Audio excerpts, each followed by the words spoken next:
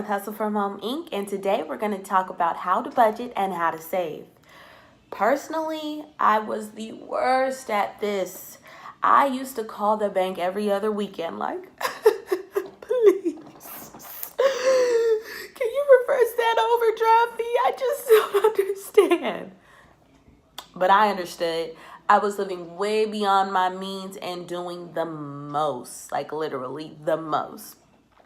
I know it's hard when you're living paycheck to paycheck, or you don't even know where your next dollar is coming from to even think about a budget or think, how am I going to save?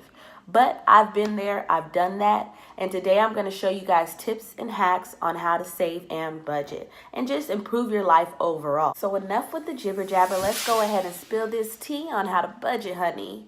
But before we get into it, I need you guys to go ahead and click the subscribe button down below, turn on the notification link, and become a hustler from home.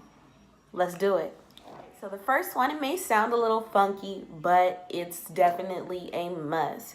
It's to live below your means. Most people say live within your means, but to someone that doesn't do well with money, that's not an okay thing to say, because to us that means, okay, well, I'm gonna pay my bills, get what I want, and then be at zero until the next paycheck.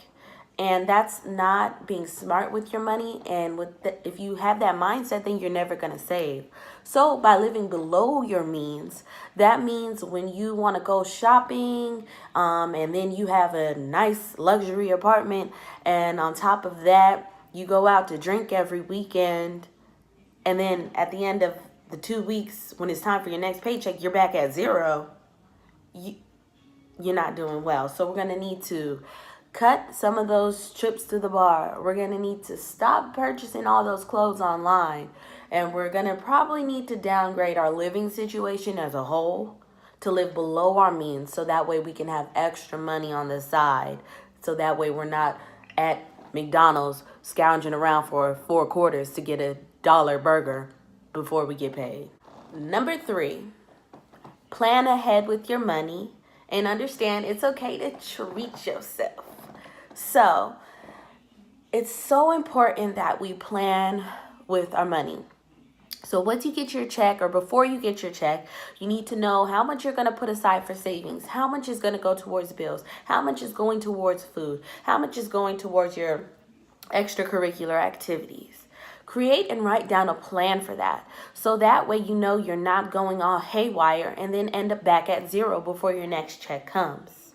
And with treating yourself, there is nothing wrong with getting certain things that you want.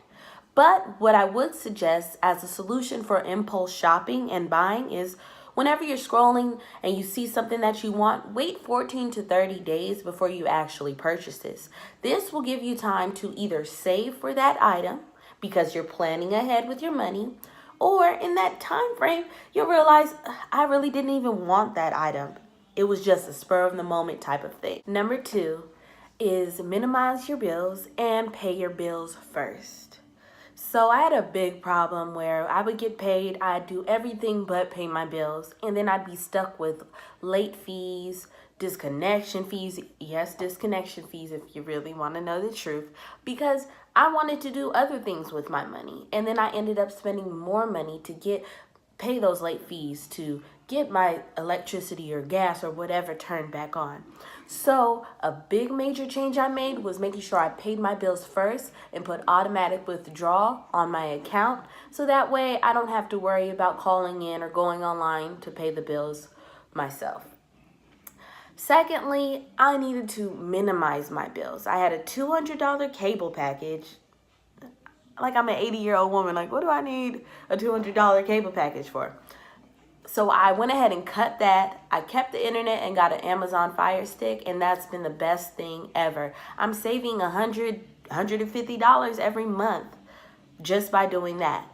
I would spend summers with the air condition blasting in my house like a lunatic. I got a $500 electricity bill that I straightened up right away. So what I did was, hey, when I'm home during the day in the summer, close the blinds. do things like that to keep the house dark, to keep it cooler. Just find certain ways to minimize and cut back on the usage of electricity, gas, water, and even your entertainment. And that'll definitely help you save a lot more money. And number 4, hide the coin, honey. Dig a hole, drop the coin in it, fill it back up, and run away. Not literally, but get a savings account that you don't have access to. So if it came with the card, cut that card up. Make sure that you're not able to spend freely on this account. Now, what I did personally was take 10% out of every check and deposit it into this savings account, so that way I never knew I had it. So for example, you get a check for $3,000.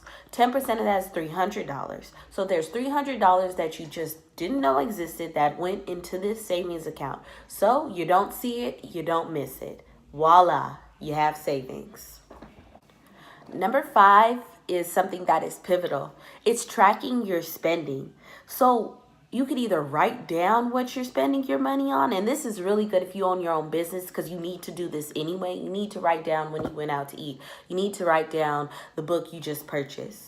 But writing down, or even using an app, and I'll put a few apps in the link below that you guys can use on how to track your spending. But by doing this, you realize and you're able to see what you need to spend your money on and what you don't need to spend your money on. And it kind of just makes you conscious of what you're doing with your money. All right. And number 6 is a great savings hack. So that's always Google coupon codes.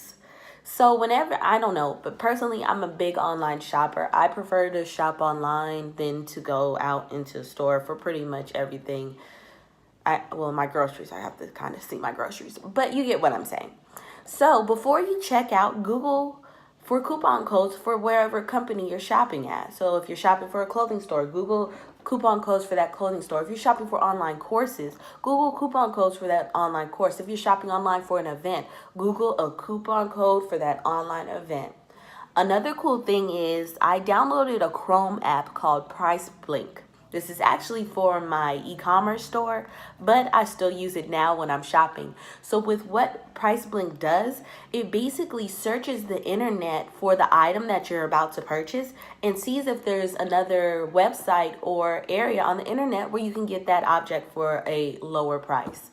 So Price Blink, I'll go ahead and put the link for the Chrome app below, but I think that's something that has definitely helped save me. And if you have an e-commerce store, then you already just need to have it. And number 7 is pre-gaming. I know you guys are like, what? That's so left field. But no, a lot of my viewers are between 20 and 35. And this is the age range where a lot of us like to go out, party, and have fun. But we all know that it is expensive when you buy a bottle in the club or when you buy shots at the bar. It could get a little ridiculous. So a good idea is to buy a bottle with your friends, drink at the house, call that Uber, and then head on out. You save so much money doing this, and you don't have to miss out on going out and having fun in a great atmosphere like a bar or a club. So there you have it. That's 7 ways on how to budget and save money and still somewhat live your best life. I would love to hear your guys' ideas and ways you save money, so go ahead and drop them in the comment box below. And if you want to see more videos like this, go ahead and subscribe to our channel. Happy hustling from home. Bye, guys.